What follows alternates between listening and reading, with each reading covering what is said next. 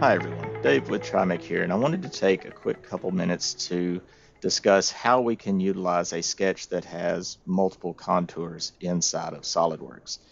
Now to do this, I'm going to use the sketch that you see here to extrude a plate that I'm going to utilize further down the design.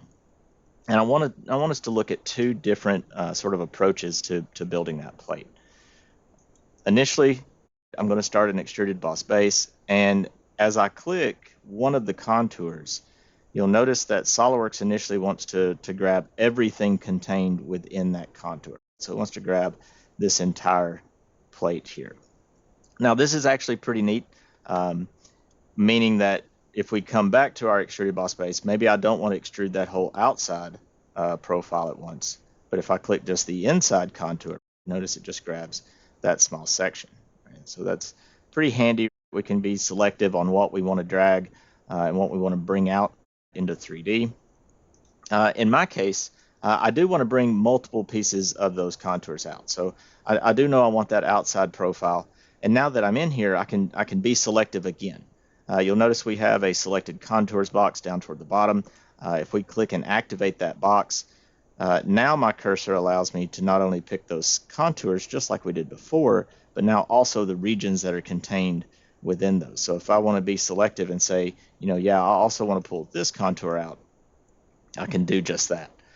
Maybe I want to make sure that I want to have a hole in this part, right? So now if I pick in that region area, you'll notice it will subtract that region. Same thing here. If I want my bolt holes, I can go ahead and pull those out as well. So pretty quickly, I've been able to add the contours that I need, the regions that I need, and create that final part that I'm looking for. Now, that's just one way that we can go about creating that. We could also come in and create a simple boss base. And since we do have these multiple sketch contours,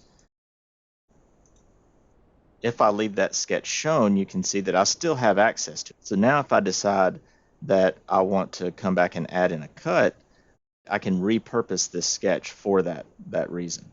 So if I come up to my extrude cut, now selecting those same contours allows me to select the area that I want. In this case, I want those to go all the way through, so I can come in and start adding in the rest of the cuts that I want to bring in.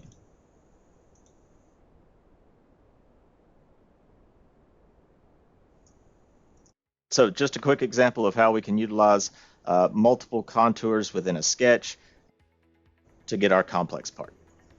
Thank you very much. Hope you have a great day.